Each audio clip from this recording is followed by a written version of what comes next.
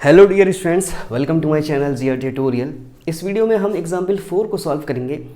Chapter 1 real numbers from class 10th NCERT mathematics. अगर मेरे दिए गए सॉल्यूशन और ये वीडियो आपके समझ में आ जाती है तो please subscribe to my channel and stay connected to me.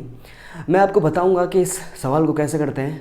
If you are first to see my video तो भी आप समझ सकते हैं, ठीक है। और मैं ये भी बताऊंगा कि कैसे आप दूसरे तरीके भी इस्तेमाल कर सकते हैं, क्योंकि नंबर लेना अलग बात है और कॉम्पिटिटिव एग्ज़ाम्स में अगर इस तरह के सवाल आ जाते हैं तो वहाँ पे कैसे करेंगे उसको भी हम देखेंगे, क्योंकि तरीके बहुत सारे हो सकते हैं पर तरीके सही होने चाहिए। तो एग्जाम्पल 4 के अंदर क्या है, a sweet seller has 420 kajus barfis and 130 badam बर्फीज. She wants to stack them in such a way that each stack has the same number and they take up the least area of tray. What is the number of stacks that can be placed in each stack for this purpose?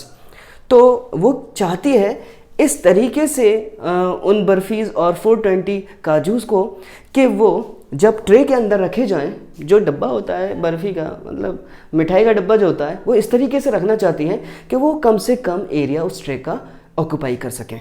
तो ऐसा करने के लिए उसको total number of stacks, यानी इतने stacks, कितने stacks होने चाहिए, ठीक है, कि उसको इस पर्पस के लिए प्लेस किया जा सके, ठीक है।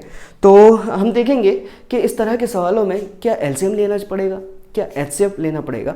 तो जैसे कि इसमें कहा गया है कि they take up the least area, तो जब भी हम लीस्ट या मैक्सिमम की बात करते हैं क्वेश्चन के अंदर, तो हमें समझ जाना चाहिए कि यहाँ पे हाईएस्ट कॉमन फैक्टर की बात की जाएगी, यानी एचसीएफ। अब क्योंकि अगर एकेडमिक लेवल से अगर बात करें तो हमें यहाँ पे यूक्लिड डिवीज़न लेमा इस्तेमाल करना पड़ेगा, वरना अगर कॉम्पिटिटिव एग्जाम में आ गया तो एमसीक्यूज़ के फॉर्म में है तो वहाँ पर थोड़ी करेंगे। वहाँ पर तो बस 4 ऑप्शन होंगे और 4 ऑप्शन होंगे तो बस अपना शॉर्टकट इस्तेमाल करना है। तो शॉर्टकट भी मैं बताऊँगा। तो फिलहाल तो हम देखते हैं एकेडमिक लेवल के हिसाब से हमें पता है by Euclid division lemma, division algorithm, ठीक है। ये क्या होता है, ये कहता है कि A equal to B Q plus R, और यहाँ पे R की कंडीशन भी बताई हुई है कि R is less than B but it can be greater than equal to 0। तो ये R की वैल्यू है। R क्या है, रिमाइंडर, Q जो है वो क्वोशंट होता है, B डिवाइज़र है, A जो है डिविडेंड का काम करता है। तो यहाँ पे A और B जो है वो कोई भी पॉजिटिव इंटीजर या कोई भी इंटीजर हो सकते हैं, तो R हमारा रिमाइंडर रहेगा।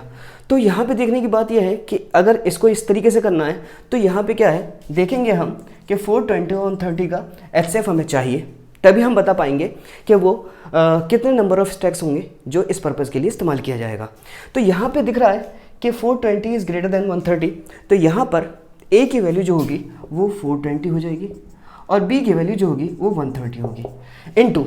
अब हमें देखना पड़ेगा कि Q और R क्या क्या होगा। तो एचसीएफ ये जो लेवल है हमारा तब तक चलता रहेगा जब तक कि हमारा रिमाइंडर 0 नहीं हो सकता। तो देखते हैं मैं क्या कर पाता हूँ यहाँ पर। अगर मैं 130 को 3 से मल्टीप्लाई करूँ तो 390 आता है, ठीक है। और अगर मैं 130 को 4 से मल्टीप्लाई करूँ तो ये 520 आता है। तो 520 ज़्यादा हो जाएगा, तो हम इस तरह के नंबर को उससे मल्टीप्लाई करने की कोशिश करते हैं कि या तो वो मल्टीप्लिकेशन में 420 आ जाए या फिर उससे कम रहे।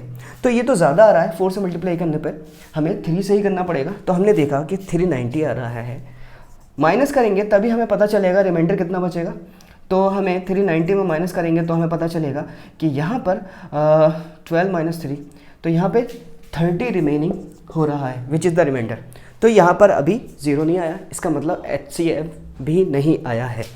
तो देखते हैं आगे क्या होगा। अगले बार जो ये है वो यहाँ पे आ जाएगा A की जगह पर, और जो रिमाइंडर है वो B की जगह पर काउंट किया जाएगा। अब देखते हैं कि 30 को किससे मल्टीप्लाई करें कि या तो 130 आ जाए या फिर इसके आसपास रहे। तो 130 अगर मैं 30 को 4 से मल्टीप्लाई करूँ तो ये 120 हो जाता है। अगर मैं 5 से मल्टीप्लाई करता हूँ तो ये 150 हो जाता है, और 150 130 से बड़ा है, यानी 4 से मल्टीप्लाई करना पड़ेगा। और 4 से मल्टीप्लाई करने पर हमने देखा कि ये 120 है।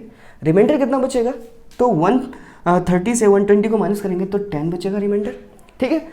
तो अभी भी हमारा रिमाइंडर 0 नहीं है, इसका मतलब हमें और आगे स्टेप जाना है लेकर। तो अगले स्टेप के लिए हमारा 30 यहाँ पर आएगा और जो रिमाइंडर है वो यहाँ पे आ जाएगा। एंड फाइनली अब मैं बता सकता हूँ कि 10 3 30 होता है और ये रिमाइंडर यहाँ पे 0 हो जाएगा, है ना।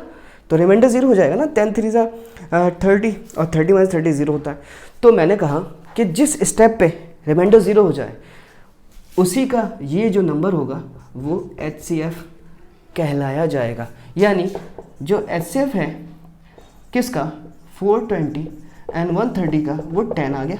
यानी जो नंबर ऑफ स्टैक्स होंगे जिसको प्लेस किया जा सकता है in each stack for this purpose, वो कितने होंगे, therefore number of stacks equal to 10, यानी 10 होने चाहिए। तो इस तरीके से ये आसान सा सवाल था। और मैं बताता हूँ कि दूसरा तरीका क्या हो सकता है। हम सिंपली एक दूसरा तरीका ये होता है कि हम इसका एलसीएम लेकर और 130 का एलसीएम लेकर सॉल्व कर सकते हैं। जैसे इसको मैं एलसीएम लूँ तो इसका हो जाएगा 3 7 एंड वैसे तो यहाँ पे 2 से होना चाहिए, तो 2 105 देन 3 3 3 3 5 एंड 5 7 7। तो यहाँ पे हमें दिख रहा है कि 2 × 2 × 5 × 7 आ रहा है, 420 के बराबर है। ऐसे 130 का अगर लें तो ये हो जाएगा 6 एंड 5 एंड 5 13 13। तो यहाँ पे हमारा 2 × 5 × 13 आ रहा है। तो हम क्या देखते हैं, हम HCF निकालने के लिए कॉमन देखते हैं, कॉमन नंबर कौन सा है। तो यहाँ पे हमारा कॉमन नंबर जो है वो 2 एंड 5 है जो कि 10 के बराबर है। तो इस तरह से भी शॉर्टकट में HCF निकाला जा सकता है। तो ये तो वैल्यू आपको पता ही होगा ये वाला मेथड, पर हमें एकेडमिक लेवल के हिसाब से बात करनी थी, इस वजह से हमें इसको फॉलो करना पड़ेगा। और ये जो बचा हुआ है ये हमारा जवाब नहीं है, ये हमारे जवाब का हिस्सा नहीं है। ये मैंने बस आपको MCQs टाइप को अगर आ जाता है तो उसको सॉल्व करने के लिए आप इस्तेमाल कर सकते हैं। तो तरीके मैंने बताए अलग अलग हो सकते हैं पर तरीके सही होने चाहिए। Thanks for watching my videos.